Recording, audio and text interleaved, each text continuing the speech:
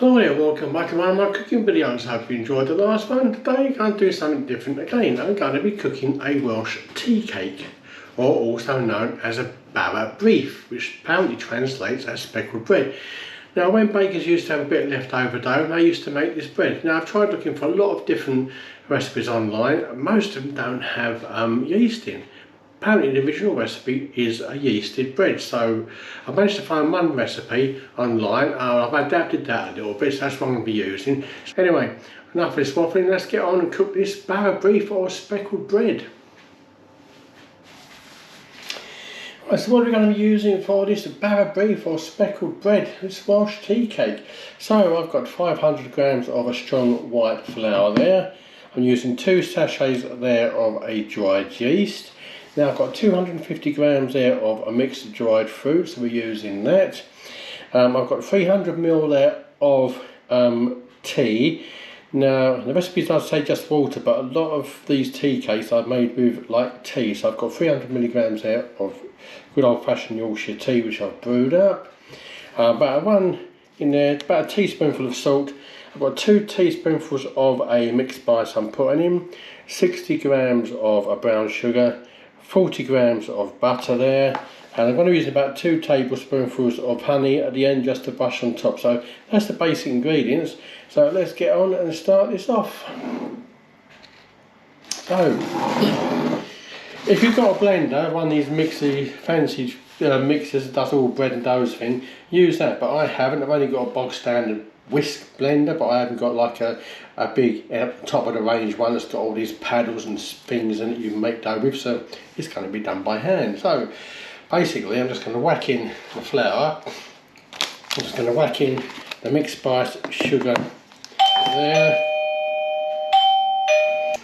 Okay, so excuse the ding dong there, that was a Gusto delivery. I've actually decided to sign up and give it a free trial, but I've been doing a video of that a little later on, just to show what you get in the Gusto box. But anyway, back to today's this Bara Brith. So everything's gone in there so far.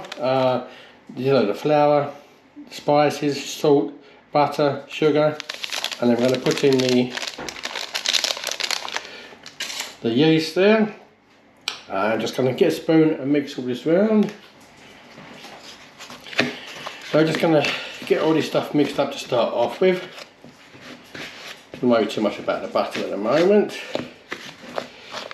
See all spices get evenly distributed there. So I'm going to whack in the tea.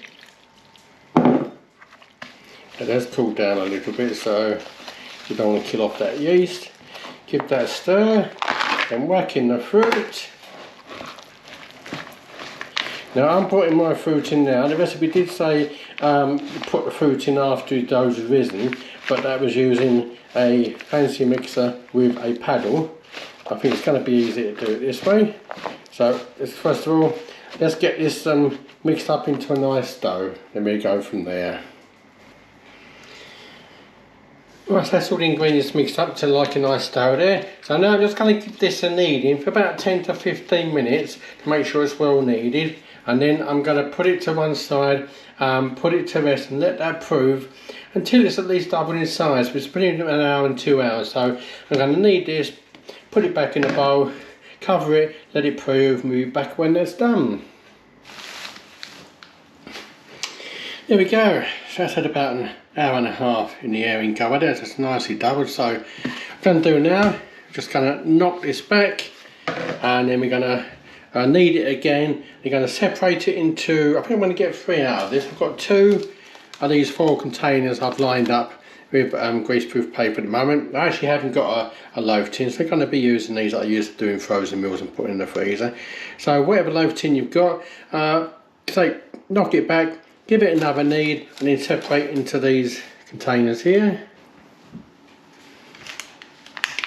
There we go, so I've got 2 loaves out of these. I reckon I could have got 3 smaller ones, so I'm going to put these in warm place now, let these double up in size for about another hour, and then we're going to put them in the oven when they're ready.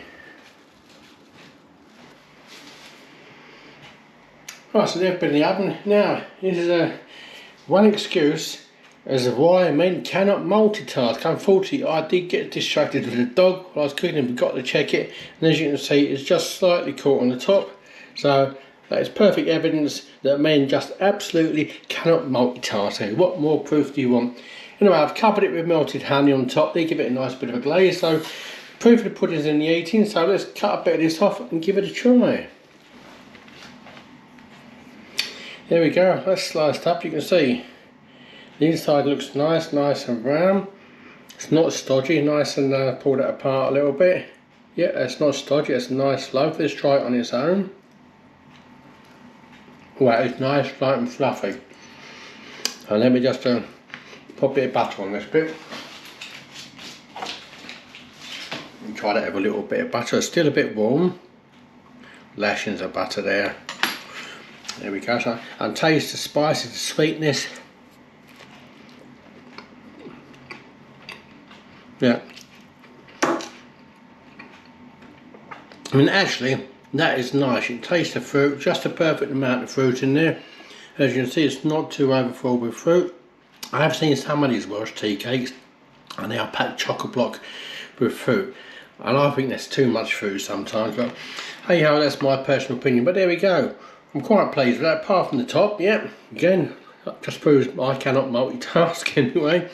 But like I say, the actual proof of the pudding, yeah, that is nice. Not going to get wasted, just going to get eaten. There we go. A Welsh Bara Brith, or also known as a speckled loaf. Nice and tasty. There we go. A Welsh Bara Brith, or a speckled bread.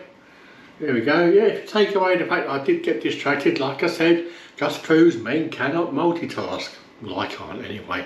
Did get distracted by the dog and anyway. But look, apart from that, the actual bread itself, ignore the top, that actually is quite nice. It's nice and light, fluffy, it's not dense, it's not stodgy. With a bit of good old fashioned butter on it.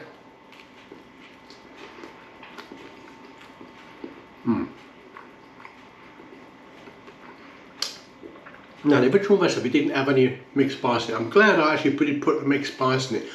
A lot of them have mixed spice in it, a lot of them have an egg in it, but a lot of them don't use yeast. They're like self-raising flour. I don't have the proper yeast in, but apparently the original proper recipe should contain yeast. But you know, for a nice Sunday afternoon or Sunday tea, a nice bit of a Welsh tea cake there. Yeah, I'm glad I just adapted that recipe. Used the like tea instead of plain water and put a bit of mixed spice in it. That has actually come out quite nice. I'm quite pleased with that. I'll finish that off in a minute. Anyway, hope you enjoyed watching that one. Please do like, subscribe, hit the old thumbs up button if you do try it. Don't do what I did and leave it too long, and don't let the top burn. Make sure you keep an eye on it. Anyway, thanks for watching. Look after yourselves, be kind to one another. I'll catch you on the next video. Take care. Bye.